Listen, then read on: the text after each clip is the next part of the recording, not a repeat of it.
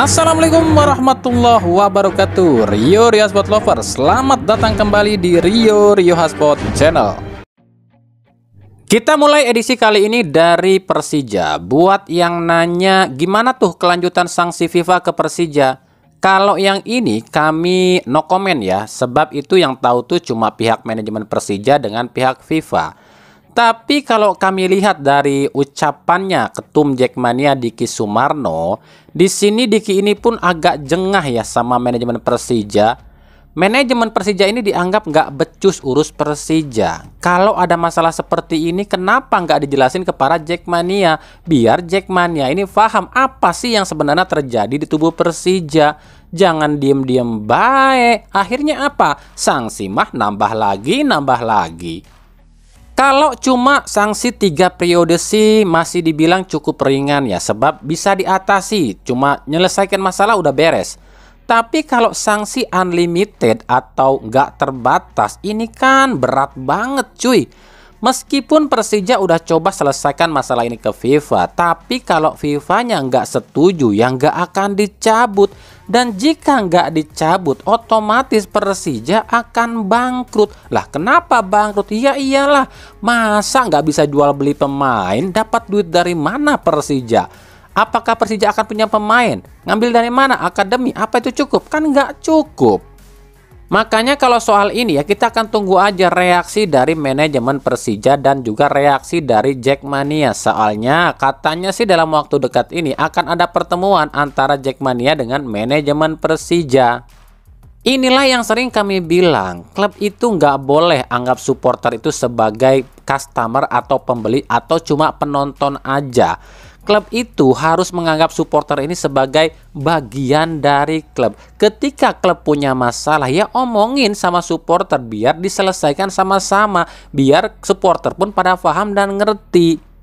Contoh nih sekarang Persija nih dapat sanksi seperti ini. Kalau manajemen Persija ngomongin ke Jackmania, oh kita kena sanksi gara-gara ini nih, transfer si Anu nih. Kenapa kena sanksi begini? Karena kita waktu itu nggak punya duit nih. Akhirnya apa kan akan timbul rasa kepedulian dari Jackmania, entah itu urunan atau patungan buat ngebantuin Persija buat nyelesain masalah ini. Lah kalau ini manajemen Persija nggak ngomong apa-apa, Jackmanianya pun akhirnya apa? Bertanya-tanya. Ujung-ujungnya Jackmania ribut dengan supporter lain. Kok ribut dengan supporter lain? Ya iyalah, Jackmania terus nih diejek sama supporter lain. Ah, klub gede tapi kena sanksi FIFA. Akhirnya apa? Jackmania nggak terima dong. Ributlah sana sini. Inilah yang bikin apa ya, lebih panas, lebih parah gitu. Gara-gara manajemen Persija yang nggak terbuka sama supporternya sendiri, akhirnya timbullah keributan. Makanya ya, buat klub manapun juga, jangan menganggap supporter itu cuma penonton atau customer atau pembeli. Tapi anggaplah supporter itu bagian dari klub. Klub senang, supporter pun harus diajak senang. Klub susah ya supporter pun harus ikut bantuin. Itu yang seharusnya terjadi.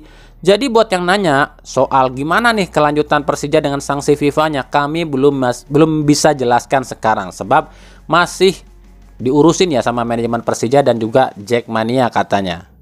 Untuk pemain-pemain sendiri yang tengah dibidik sebenarnya banyak ya. Cuman ya itu kami belum bisa sebutkan karena ya ini sekedar ancang-ancang aja. Persija juga masih ancang-ancang aja, tetap membidik pemain. Ya siapa tahu nanti masalah sanksi FIFA ini bisa dicabut dan para pemain ini langsung bisa diambil oleh Persija. Istilahnya diikat dulu deh, dikasih DP dulu kali ya biar nggak kemana-mana. Ya kalau memang sanksi FIFA nggak bisa dicabut ya otomatis dilepas lagi.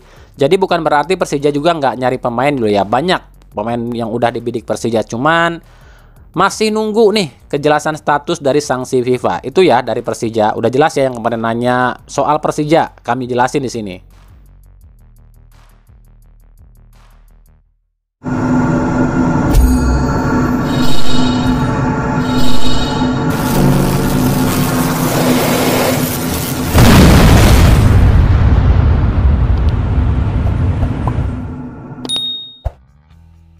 Dari AFF, tahun 2024 ini ada 3 kelompok usia yang dimainkan di ajang AFF, yakni senior, U19 dan U16. Senior itu mainnya di Vietnam, U19 mainnya di Surabaya, dan U16 mainnya di Solo.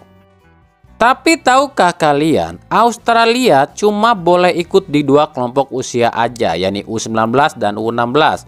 Australia kembali ditolak oleh AFF untuk ikut di ajang senior. Alasan AFF tetap sama, lantaran Australia ini terlalu superior. Nantinya dikhawatirkan akan terus mendominasi ajang ini. Jadi kata AFF, kalau Australia ikut di ajang senior, ya pasti setiap tahun juga tiap kali digelar Australia yang juaranya, tim lain nggak kebagian. Padahal kan belum tentu juga Australia yang bisa jadi superior. Lupa ya kalau ada King Indo. Ini ya, bisa-bisa kalau Indonesia lolos ke putaran final Piala Dunia, pasti Indonesia dilarang nih tampil di AFF, ya kan?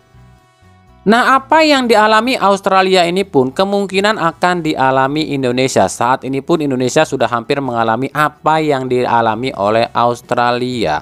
Belum juga dimulai AFF-nya, tapi para peserta AFF mulai nih katanya memprotes keikutsertaan Indonesia di ajang ini. Alasan mereka adalah Indonesia saat ini bukan lagi Indonesia, tapi Belanda. Aduh, inilah mental tim ASEAN ya. Ya kalau kalian merasa takut tersaingi sama Indonesia dan Australia, ya ikutin aja dong kayak Indonesia dan Australia, ambil pemain keturunan atau naturalisasi sebanyak-banyaknya. Jangan malah protes yang nggak jelas. Buktinya Singapura dan Filipina lebih dulu loh pakai banyak pemain naturalisasi, tapi kalian nggak pernah protes.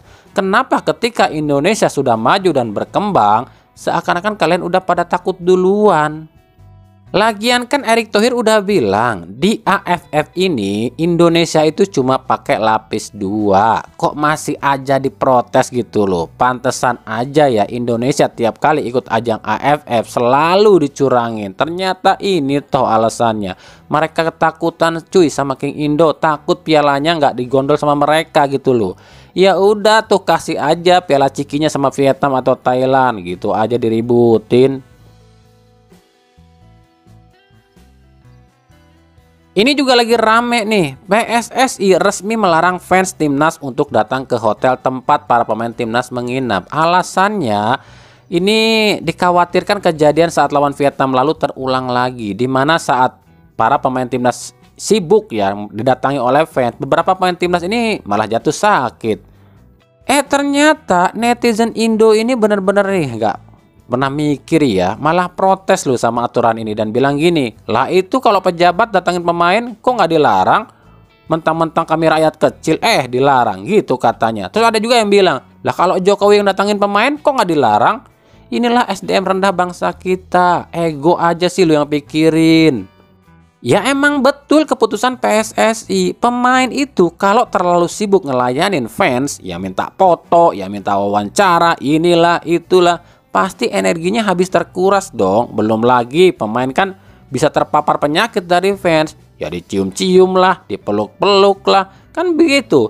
Dan di negara manapun juga larangan ini berlaku loh, bukan cuma di Indonesia. Ya kalau Jokowi atau pejabat kan beda. Emang ada ya pejabat sama Jokowi ini nih berbondong-bondong ngedatangin pemain timnas terus cipika-cipiki peluk-peluk pemain? Kan enggak, paling juga cuma salaman. Ya inilah keanehan netizen kita, giliran pemain sakit dan gak dimainin terus timnasnya jeblok, nyalahin pemain, nyalahin pelatih. Inilah netizen Indonesia yang katanya memang paling aneh sedunia.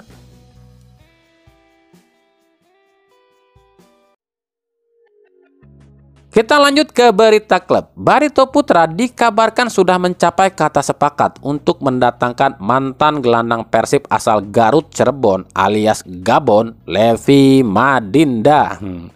Kabarnya Barito ini menebus kontrak ke JDT loh, tapi ada juga yang bilang Barito ini cuma pinjam semusim katanya.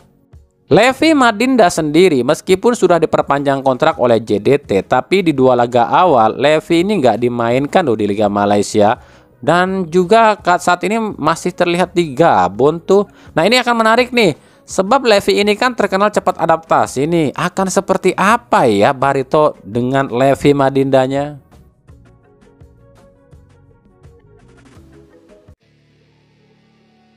Dari Persebaya resmi jadi tim pertama nih yang meluncurkan jersey pramusim. Jersey ini tuh mirip banget ya sama jersey Persebaya di tahun 2013 silam yang bermotif garis hijau melintang alias belang hijau. Di musim 2013, Persebaya itu baru masuk lagi ke divisi utama. Dan di musim itu, meskipun Persebaya ini nggak raih juara, tapi permainan Persebaya dinilai cukup apik dengan seorang anak muda, the rising star-nya Persebaya waktu itu, Andik Firmansyah. Jadi harapannya dengan meluncurkan jersey ini, Persebaya ini akan mampu meneruskan masa kejayaannya di 2013 silam. Sebab menurut Azrul Ananda, hingga saat ini Persebaya ini masih banyak yang ingin menjegal. Nah, ini pernyataan Azrul Ananda. Ada begitu banyak pihak yang tidak menginginkan Persebaya meraih sukses. Sampai hari ini pun masih ada pihak-pihak yang tidak ingin Persebaya meraih sukses. Nah, dengan dirilisnya jersey ini, apakah ini artinya Andik akan kembali ke Persebaya? Ya, kita tunggu aja. BTW, Persebaya resmi nih memperpanjang beberapa pemain lokalnya nih, seperti M. Iqbal, Kasim Botan, Tony Firmansyah, dan lain-lain.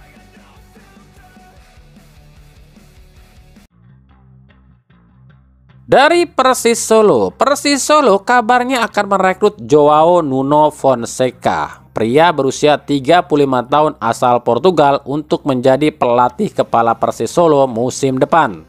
Fonseca sendiri selama karirnya sebagai pelatih belum pernah loh menjadi pelatih kepala. Terakhir kali Fonseca ini jadi asisten pelatih di klub Prancis Valenciennes. Tapi memang riwayat Fonseca ini cukup mentereng. Pernah melatih Benfica sampai melatih Manchester City. Nah, jika Fonseca ke Persis Solo, lalu mau kemana Milomir Cecilia? Tentu saja ya balik lagi ke Arema. Soalnya ada kabar Arema ini ingin menjadi atau mengulang ya kejayaan mereka dengan pelatih yang pernah membawa juara. Di antaranya ada Robert Rene Albert dan juga Milomir Cecilia, yang masing-masing pernah persembahkan gelar bagi Arema. Milo di Arema ini pernah berikan trofi Piala Presiden di 2019 silam. Sementara Meni Robert pernah antarkan Arema juara ISL 2009-2010. Kala itu Arema ini masih Arema Indonesia ya, sebelum diacak-acak oleh Iwan Budianto hingga menjadi dualisme seperti sekarang ini.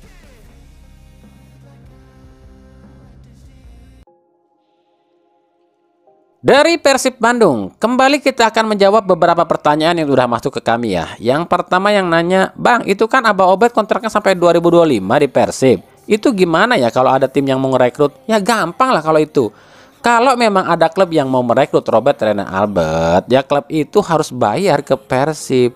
Makanya sampai sekarang Abah Obed ini belum juga melatih klub manapun. Ya buat apa capek-capek ngelatih? Toh nggak kerja aja dibayar, tetap digaji kok sama Persib.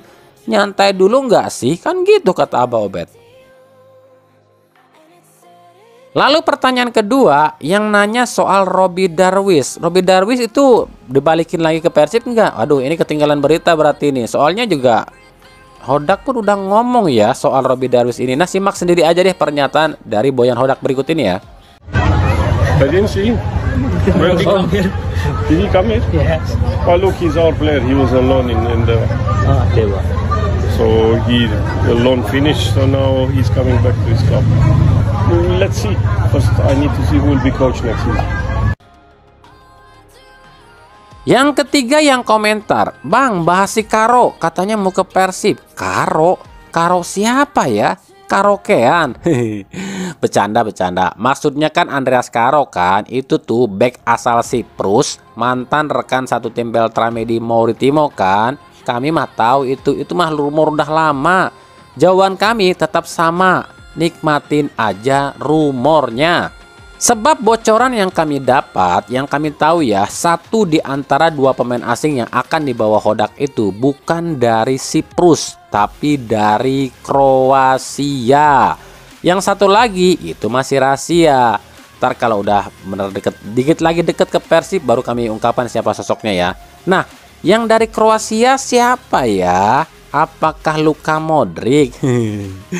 Mungkin nggak ya? Nah, silakan saja. Apakah kalian ingin kami bahas siapa sih si Andreas Karo ini? Kalau kalian ingin kami membahas siapa si Andreas Karo ini, silakan tulis di kolom komentar ya. Yang keempat, yang nanya, Bang, itu nasibnya Victor, Jupe, dan Klok gimana, Bang? Ada, berarti nggak nyimak video-video kami sebelumnya ya. Kan kami udah pernah bahas kalau ini Victor ini adalah musim terakhir di Persib. Kemungkinan akan ke PSBS Biak ya. Nah, Jupe, kalau emang nggak ada tim yang rekrut dia, ya dia jadi asisten pelatih di Persib. Sementara Klok, nah kalian sudah dengar sendiri, Klok sendiri loh yang bilang dia ini pengen ke Bali. Kan kami udah bahas loh itu, paham ya? Tapi intinya gini deh, terima kasih ya udah ngirimkan atensi dan juga pertanyaan-pertanyaan ke kami baik di kolom komentar maupun di media-media sosial. Nah, silakan saja bagi yang ingin bertanya apapun ke kami soal Persib, ya silakan kirimkan pertanyaan kalian di kolom komentar ataupun di media-media sosial kami ya. Kalau kami sempat dan kami tahu jawabannya, kami akan jawab. Tapi kalau kami nggak tahu jawabannya, ya maaf, kami nggak jawab. Sebab kami nggak mau dibilang sok tahu. Ya daripada nanti kami bilang terus kami salah, kan kami malu. Ya paham ya?